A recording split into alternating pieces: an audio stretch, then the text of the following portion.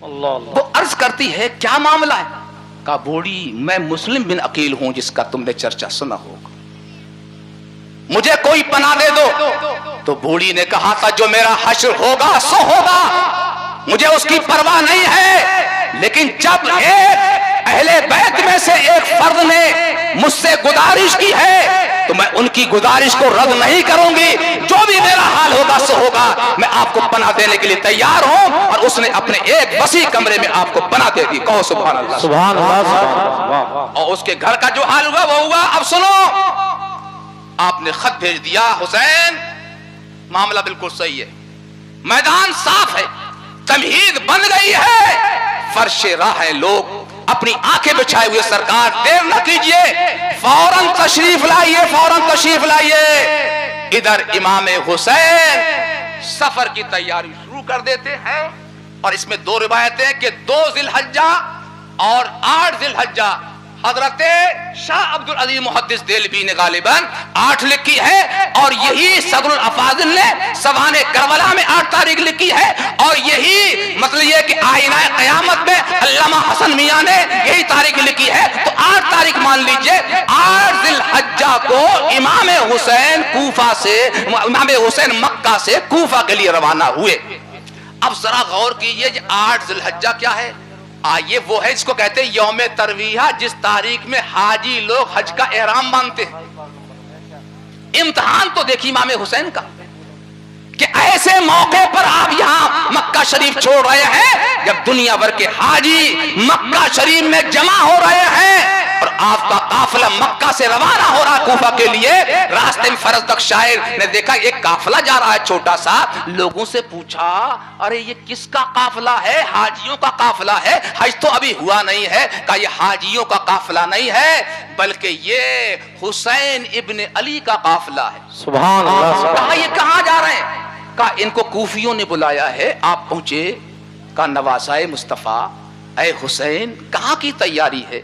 कहा मैं कूफा जा रहा हूं, आपको मालूम नहीं है कि वो लोग कैसे हैं? हाँ मालूम है, लेकिन फर्ज तक शायर सुनो, अगर मैं मक्का शरीफ में किसी हशरातुल अर्द के सुराख में भी जा चुकूंगा, लोग वहां से निकाल कर मेरा खून बहाएंगे। मैं नहीं चाहता हूं कि हरम पाक की मुकद्दस सरजमीन मेरे खून से रंगीन हो जाए, इसलिए फर्ज तक तुम इस पे बहस ना करो। अल्लाह अकबर। अल्लाह आप फरमाते हैं कि दुनिया भर से हाजी आ रहे हैं, यमन से आ रहे हैं, शाम से आ रहे हैं, इराक से आ रहे हैं, मिस्र से आ रहे हैं, जजीरतुल हिंद से आ रहे हैं, दुनिया भर से हाजी आ रहे हैं। मैं सबको आपके परचम के नीचे जमा कर दूंगा, इनको लेके आगे बढ़े। जिस गांव से निकलेंगे तहलका मचा देंगे, जिस आबादी से गुजरेंगे तहलका मचा देंगे। जब कूफा में पहुंचेंगे लोग डर के सहम के अपने घरों में छुप जाएंगे और कोई आप पर हमला नहीं कर सकता है। लेकिन आपने कहा मैं तकदीर के हाथों मजबूर हूं, मुझे जाने दिया जाए। मालूम यह हुआ कि जो लोग कहते हैं इमाम हुसैन इख्तिदार की खातिर गए थे, ये मेरे हुसैन की शान है कि सारे ताने उन्हीं का जिगर बर्दाश्त करता है। क्या बात है। कुछ छोड़ा नहीं है लोगों ने यहाँ कहा कि हुसैन क्या के लिए गए थे? इख्तिदार के लिए गए थे। अगर इख्तिदार के लिए जाते तो फरजदक शायर का मशवरा मान लेते। इमाम हुसैन इख्तिदार के लिए नहीं, बल्कि अगर मान लो कि इख्तिदार के लिए गए थे तो अपने इख्तिदार के लिए नहीं, शरीयत मुस्तफा के इख्तिदार के लिए। मुस्तफा जाने रहमत की शरीयत की पासबानी का फरीजा अंजाम देने के लिए गए थे। ये तारीख गवाह है। और मतलब क्या है? मतलब यही तो था, यजीद फासिको फाजिर था। आप कहते थे फासिको फाजिर के हाथ में हाथ नहीं दूंगा। आज तो फासिकों की दुनिया बनी हुई है, आज तो कोई बड़ा मसला ही नहीं है, हर फासिको फाजिर हमारे सामने है। लेकिन इतना बड़ा मसला, हाँ, अगर हुसैन ने यजीद जैसे फासिको फाजिर के हाथ में हाथ दे दिया होता तो इमामत कुबरा हो या इमामत सुगरा यानी मस्जिद की इमामत हो, हर फासिको फाजिर मुसल्ले पे खड़ा हो जाता और कहता, कोई रोकता तो कह देता तुम कौन हो रोकने वाले? इमाम हुसैन ने यजीद के हाथ में हाथ दे दिया, हम भी तो फासिक हैं, वो भी फासिक था। तो मालूम हुआ कि इमाम हुसैन ने शरीयत को भी बचाया है, हमारी मस्जिदों के मुसल्ले को कभी बचाया है, हमारी मस्जिदों की पासबानी के फर्ज अंजाम दिया। नारे तकबीर, नारे रिसालत, फैजान इमाम हुसैन, अज़मत अहले बैत। सुभान अल्लाह, वाह। तशरीफ ले जा रहे हैं, रास्ते में मिल रहे हैं, सब मना कर रहे हैं कि सरकार कूफा ना जाएं, वो लोग मक्कार हैं। और सुन लीजिए एक बात, कूफा में मामला ऐसा नहीं है, कुछ लोग यकलख्त कूफियों को बुरा कहना शुरू कर देते हैं, कुछ लोग यकलख्त कूफियों को बुरा कहना शुरू कर देते हैं। इस कूफा में कौन है? अरे इराक की सरजमीन पर कौन है? इमाम आदम इसी सरजमीन पर है। हजरत अब्दुल्लाह इब्ने मुबारक, सुफियान सौरी रहमतुल्लाह अलैह, बड़े बड़े बुजुर्ग हैं। कूफा जो है इल्म का मरकज रहा है, मरकज सहाबा का मरकज रहा है वो कूफा। इल्म की खोपड़ी बताया गया है कूफा को, कोई आसान बात नहीं है। हमें बस यजीदियों तक महदूद रखना चाहिए, उससे आगे नहीं बढ़ना चाहिए कि अगर एक ने गलती की है तो सबके जिम्मे हम गलती थोपेंगे, ऐसा नहीं हो सकता है। इमाम हुसैन बढ़ते रहे, इमाम हुसैन बढ़ते रहे, इमाम हुसैन बढ़ते रहे। तो जंग किसकी बात की थी कि वो कहता था कि फासिको फाजिर कि मेरे हाथ में हाथ दे, तो इमाम हुसैन कहते थे नहीं, मैं तेरे हाथ में हाथ नहीं दूं। अच्छा बताइए, हाथ में हाथ दे दिया? बोलो बोलो, क्या हुसैन ने यजीद के हाथ में हाथ दे दिया? नहीं दिया। जंग इसी बात की तो थी। तो जंग कौन जीता? यजीद जीता या इमाम हुसैन? इमाम हुसैन। अरे बोलिए ना, जंग जो है वो यजीद नहीं जीता। जिस बात की जंग थी, हुसैन का हाथ आखिरी दम तक यजीद के हाथ में नहीं पहुंचा। इसका मतलब यह है कि जंग यजीद हार गया और मेरे हुसैन जंग जीत गए। इसलिए शायर कहता है, विकार खूने शहीदाने करबला की कसम, विकार खूने शहीदाने करबला की कसम, यजीद मोर्चा जीता है जंग हारा, यजीद मोर्चा जीता है जंग हारा। वाह वाह वाह, नारे तकबीर, नारे रिसालत, फैजान इमाम हुसैन। वाह वाह। पहुंचे मैदान करबला, पहुंचेंगे नहीं? कहो सुभान अल्लाह, मचल के कहो सुभान अल्लाह। गर्मी खूब है, दुआ करो मौला बाराने रहमत का नुज़ुल फरमा, इधर जलसा खत्म हो उधर बारिश शुरू हो जाए। कह रहा आमीन ना को। गुनाहगारों की दुआएं भी अल्लाह कबूल फरमाता है नहीं? अरे फिरौन जैसे पाजी की अल्लाह दुआ कबूल फरमाता था। फिरौन से लोग कहते थे कि दुआ कर, दुआ तो ये पहाड़ पे पहुंचता, बारिश बरसा, दुआ नहीं कहते बारिश बरसवा। तो अब इसके पास कुछ था तो नहीं मसाला, तो ये पहाड़ पे पहुंचता था, मौला तू सच्चा है मैं झूठा हूं, लाज रख ले झूठे की, लाज रख ले झूठे की, तो बारिश हो जाती थी। इतना बड़ा पाजी था कि खुद मालूम था कि मैं कौन हूं, लेकिन दावा कौन सा किया? अना रब्बकुमुल आला। यानी आदमी दावा करे, छोटा नहीं करना चाहिए, दावा तो बड़ा ही करना चाहिए। रब होने पर आदमी नहीं हुआ, मैं बड़ा वाला रब हूं, बड़ा वाला। अलयाज़िबिल्लाह, सद बारह याद। इमाम हुसैन आगे बढ़ते रहे, लोग रोकते रहे, रोकते रहे, लेकिन तकदीर आपके सवारियों को वहीं लेकर पहुंची कि जो आपका मक्तल था, जो आपका मशहद था। इमाम हुसैन मैदान करबला में पहुंच जाते हैं। 7 तारीख में आप पर पानी बंद हो जाता है। 500 लोग घाट पर तैनात हो गए और सख्त पाबंदी हो गई। इब्ने ज़ियाद का भी हुक्म था, इब्ने साद का भी सख्त मामला था, कोई पानी का एक कतरा ना ले पाए। बेआबोदाना, जैसे आला ने फरमाया है फतावा रज़बिया में, बेआबोदाना इमाम हुसैन मैदान करबला में शहीद हुए। यही बात सारे उलमा ने बयान की है, इसी पर सबका अमल है, यही सब बात मानते हैं, यही बात जो है वो तारीख के ऐन मुताबिक है, यही बात अहदीस से साबित है, हमारे बुजुर्गों के अक़वाल से साबित है, सारी मुस्तनद किताबों से यही बात साबित है। अब इसके दरमियान कोई ऐसी वैसी बात लाता है, उसको रद्दी की टोकरी में डाल दिया जाएगा, उसकी बात को बिल्कुल पसे पुष्ट फेंक दिया जाएगा। सुनना तो बहुत बड़ी बात है, उसको देखना भी हम पसंद नहीं करेंगे कि जो पूरे मुआशरे के खिलाफ, पूरी तारीख के खिलाफ ऐलान जंग कर रहा है, हम उसकी बात को तस्लीम नहीं करेंगे कि जिसकी बात को हमारे किसी बुजुर्ग ने तस्लीम नहीं किया है, और फिर उस पर बकवास करना कि आला हज़रत तारीख नहीं जानते थे। मैंने साबित किया है कि आला हज़रत तारीख में भी बहुत जय्यद थे। कहो सुभान अल्लाह। यानी बात तो खुद गलत कही है, अब आला पे इल्जाम लगाया जा रहा है। ये कर रहे हैं नई नई नस्लों के लोग, पढ़े न लिखे, नाम मुल्ला मोहम्मद फादिल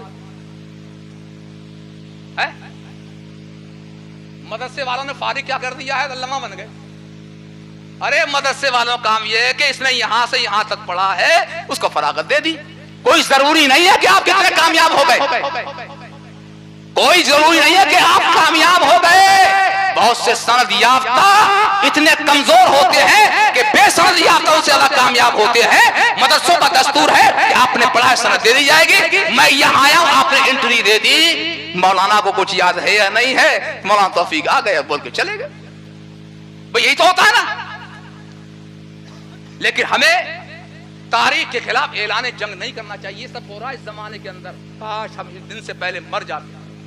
ये ऐसे सारे हालात देखिए जो देवबंदियों के मामले थे, जब मैंने तहकीक की तो मालूम हुआ जो देवबंदी बक चुके हैं वही बातें ये लोग दोहरा रहे हैं। उनकी किताबें पढ़ ली है, नेट का जमाना है, बिल्कुल बेआईन ही वही बातें दोहरा रहे हैं जो देवबंदी, वहाबी, नजदी अपनी किताबों में कह चुके हैं। और वो बातें मैंने बाकायदा नकल की है कि उन्होंने बयान की है, उन्हीं बातों को दोहरा रहे हैं और बन गए मुहक्किक, बन गए अल्लामा।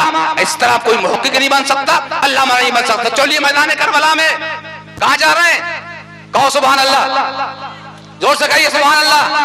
पहुंचे मैदान करबला। इधर देखिए, इधर देखिए, इधर देखिए, कोई आ रहा है, आने दीजिए। वो यहीं आएगा, छोड़ के नहीं जाएगा आपको इंशाअल्लाह। थोड़ी तकरीर और सुन लीजिए फकीर की, सुनेंगे, कहो सुभान अल्लाह। सुभान अल्लाह। नारे तकबीर, नारे रिसालत, शायर हिंदुस्तान मोहम्मद अली फैजी साहब किबला, नारे तकबीर। पहुंच गए। इमाम हुसैन उस मकाम पर पहुंचे कि जहां आप का मशहद था। आपने पूछा इस मकाम को क्या कहते हैं, तो लोगों ने कहा इसको हुजूर मारिया कहते हैं। कहा तारीख में इसका कोई और नाम भी है, कहा इसको करबो बला भी कहते हैं। इमाम हुसैन फरमाते हैं ये हमारा मशहद है, ये हमारा मक्तल है, यहां हमारे खैमे गड़ेंगे, यहां हमारी शहादत होगी, खैमे यही गाड़ दिए जाएं। तवज्जो दीजिए, शायर इस्लाम आ गए, देख लिया आपने, अब सुनोगे भी इनको। अभी आपने देखा है, इंशाअल्लाह सुनोगे अच्छे लबो लहजे में, बेहतर लबो लहजे में आपके सामने नगमा सरा होंगे इंशाअल्लाह। है बुलबुले रंगी रजा या तूती ये नगमा सरा, हक ये कि है वासिफ तेरा, ये भी नहीं वो भी नहीं। कहो सुभान अल्लाह।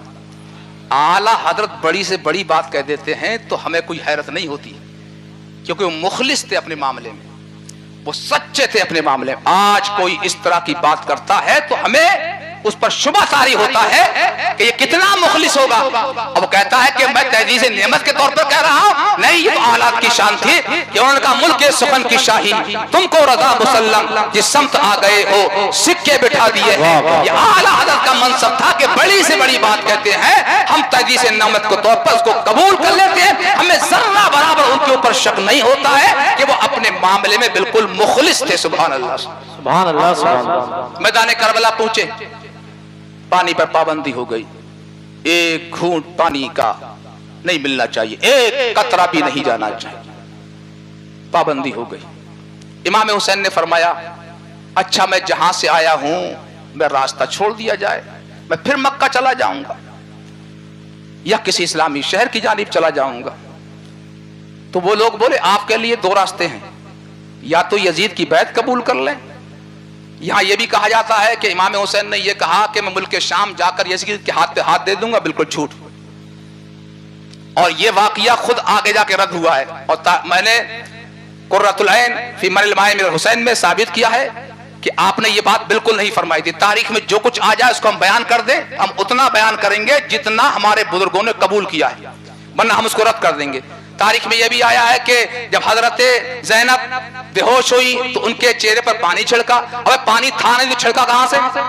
तारीख में यह भी आया है कि अब वो सिर्फ अल-बिदाया वन निहाया में आया है कि इमाम हुसैन ने गुस्ल किया। अब पानी था नहीं, पीने के लाले थे और गुस्ल कहां से कर लिया। अलावा अल-बिदाया वन निहाया के अंदर कहीं भी ये नहीं है, और वो भी हमने साबित किया है कि यहाँ गड़बड़ हुई है। इख्तिलाफ फीहा का लफ्ज है, वहां ये लफ्ज नहीं था बल्कि दूसरा लफ्ज था। और फिर ये कोई पहली किताब नहीं है, इसके ऊपर किताबें हैं, इसका माखज क्या है? कोई नहीं है। इतने माखज है, उनमें कहीं भी इस बात का जिक्र नहीं है। तो हर चीज के मुताले से पहले करबला के ताल्लुक से जितनी मनगढ़ंत बातें आई हैं सामने, वो शायद किसी और ताल्लुक से नहीं आई है। इसलिए हमें ना तो शिया की किताबें पढ़ना चाहिए, ना उनकी नज़में पढ़ना चाहिए। हम देखते हैं कि हमारे सुन्नी जो है वो शिया लोगों की नज़में पढ़ना शुरू कर देते हैं और पता ही नहीं चलता क्या है। मोमिनो चांद आया है गम का चांद आया है। ना गम का चांद है ना खुशी का चांद है, जैसे वैसी रहो। न गम का चांद न खुशी का चांद। इतनी बड़ी शहादत हम खुशी मनाएंगे, और गम जो है वो 3 दिन से ज्यादा नहीं है। बोलो है 3 दिन से ज्यादा गम नहीं है। अरे गम तो ये है कि तुम नमाजें पढ़ो। ज़ैनुल आबिदीन बूढ़े हो गए थे क्योंकि मैदान करबला आपके सामने हुआ, तो उनसे पूछिए। लोगों ने आपको मुस्कुराते नहीं देखा, लोगों ने ज़ैनुल आबिदीन को मुस्कुराते नहीं देखा। आप बैठते थे तो दीवार से पीठ लगाकर बैठते थे, तो लोग खुद कहते थे ऐ ज़ैनुल आबिदीन, हमने कभी आपको हंसते नहीं देखा।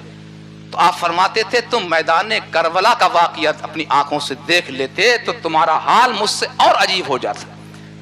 जो मैंने मैदान करबला में देखा है अपनी आंखों के सामने, यह थे हजरत ज़ैनुल आबिदीन कि जिन्होंने सब अपनी आंखों से देखा, बर्दाश्त कर लिया। ये थे अहले बैत। हमें भी उनकी सुन्नतों पर अमल करना चाहिए। हमें सिर्फ वही काम करना चाहिए कि जो उलमाए अहले सुन्नत ने हमारे पर। इसलिए शाह अब्दुल अजीज मुहद्दिस देलवी फरमाते हैं कि अहले सुन्नत जो है मुहर्रम में ज्यादा एहतमाम नहीं करते हैं। कि कल कोई ये कहे कि इसका बाप शिया था, बहुत एहतमाम करता था और तकिया किए हुए का सुन्नी बन गया था, कि वो शिया लोगों में तकिया बहुत ज्यादा है। हमें करना चाहिए और जिक्र भी करना, ये सब कुछ करना चाहिए, लेकिन शिया जैसी कोई बात हमारे अंदर नहीं होना चाहिए। आज जो खुराफातें हो रही हैं उससे परहेज करो, वरना कयामत में इतनी बड़ी पकड़ होगी। आज हम देख रहे हैं कि चराग लेके जा रहे हैं, गले घुमा रहे हैं, ये तकदीर घुमा रहे हैं। क्या तकदीर घूम रही है? गले घूम रहे हैं। अल्लाह रहे। अरे छोड़ो इस खुराफात को, छोड़ दो खुराफात, मुसलमानों छोड़ दो खुराफात को, छोड़ दो इन खुराफात को। बाज आ जाओ, बाज आ जाओ। ना इमाम हुसैन तुमसे राजी है, ना हुसैन, ना अहले बैत तुमसे राजी होंगे।